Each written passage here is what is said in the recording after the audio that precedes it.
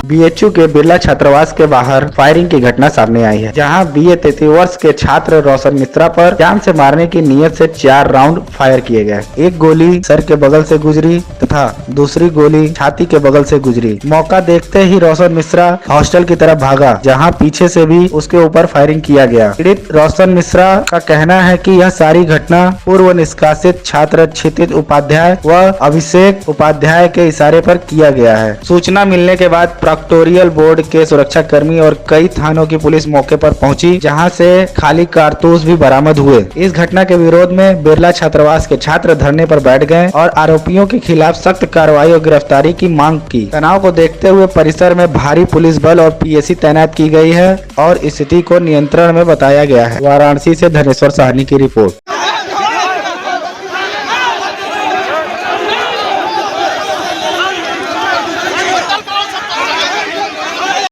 ऐसी गाड़ी है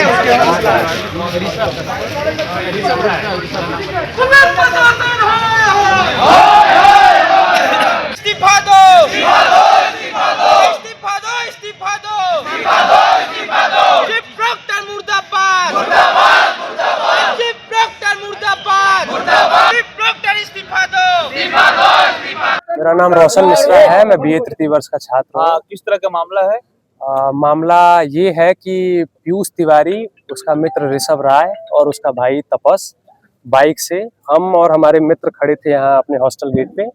तो वो पहले आए हैं बाइक से, बाइक ले गए हैं वहाँ कोने में आगे खड़ी किए हैं, फिर उसके बाद फिर आगे गए हैं, मोड़ के फिर बाइक आए हैं और डायरेक्टली 4 राउंड फायर कर दिए सामने सामने मेरे ऊपर। ठीक है, इसकी जानकारी बीएचयू प्रशासन को 20 दिन पहले मेरे द्वारा दी गई थी कि इस तरीके की घटना हो सकती है मेरे द्वारा मेरे ऊपर, और वार्डन को भी हमने बताया था कि सर ऐसी गाड़ी जो है बाहर घूम रही है हॉस्टल के, जिसमें असलाह है, मुझे पूरी जानकारी है और ये लोग ये कारनामा करने की फिराक में हैं।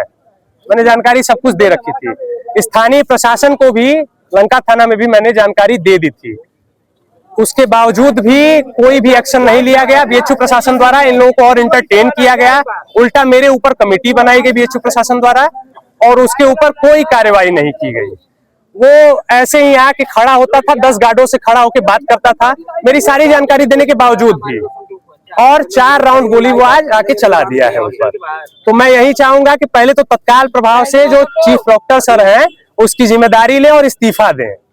जब 20 दिन से मैं जानकारी दे रहा हूं बोर्ड को, मेरे वार्डन द्वारा जानकारी दी जा रही है इस चीज की, बावजूद उसके इनके द्वारा कोई कार्रवाई नहीं हुई है और इनके द्वारा इंटरटेन किया जा रहा है। उल्टा मेरे ऊपर कमेटी बनाई गई इसी के मामले में, इसके विवाद के मामले में। जिनके द्वारा फायरिंग की गई उनका नाम पीयूष तिवारी है। कहाँ के रहने वाले हैं? ये भभुआ के आसपास के कहीं के रहने वाले हैं। कैंपस के स्टूडेंट? हाँ, ये संस्कृत में छात्र है और ऋषभ राय है और उसका भाई है तपस। पहले भी कोई रंजिश थी? कोई रंजिश नहीं थी। एक विवाद हुआ था हमारे सीनियर से यहाँ रुइया हॉस्टल गेट पे, जिसमें इसका सर्वर फूटा था और उस रंजिश को निकालने के लिए ये आज मुझे अकेले यहाँ पे पाया हुआ है। तो उसके ऊपर सामने से गोली, सामने से गोली चलाया है। यहाँ पे गार्ड गवाह है, गार्ड भाग गए देख के।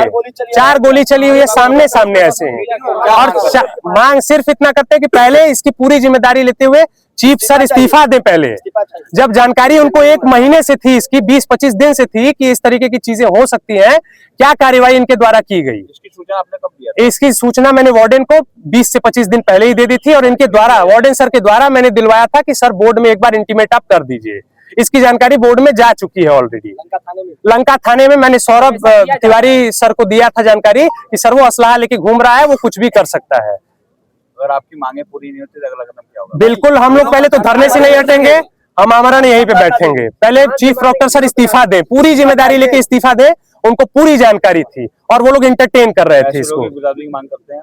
हाँ, गिरफ्तारी की मांग करते हैं? बिल्कुल बिल्कुल, गिरफ्तारी होनी चाहिए, सख्त से सख्त कार्रवाई होनी चाहिए। सर, किस तरीके का मामला है? यहाँ छात्र इकट्ठा हुए हैं, आप लोग आज तकरीबन 9:30 बजे हमारे एसीपी बेलूपुर को एक सूचना प्राप्त हुई थी एक विद्यार्थी द्वारा, जिनका नाम रोशन है, कि यहाँ पर फायरिंग हुई है।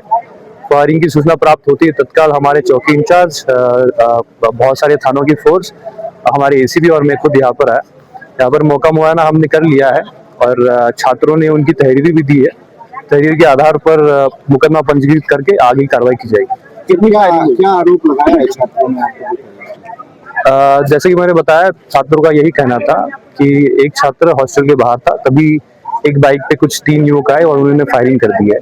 इसी के आधार पर तहरीर प्राप्त कर दी गई है और इसके ऊपर आगे का मुकदमा पंजीकृत करके आगे कार्रवाई की जाएगी। कुछ बच्चों की आइडेंटिफिकेशन भी हुआ है, ऐसा आरोप है कि कुछ बाहरी छात्र यहाँ अवैध रूप से हॉस्टल में थे। तहरीर में उन्होंने ये सब डिस्क्लोज किया है, तो ये जांच का विषय है। इन्वेस्टिगेशन करने के बाद आगे कार्रवाई की जाएगी। फायरिंग कितनी है? एक्चुअली फायरिंग में जितने कारतूस इस्तेमाल किए गए थे उसके संदर्भ में कुछ अस्पष्टता है, तो जांच करके आपको वो बता दिया। छात्रों द्वारा बोला गया कि जानलेवा हमला किया गया है।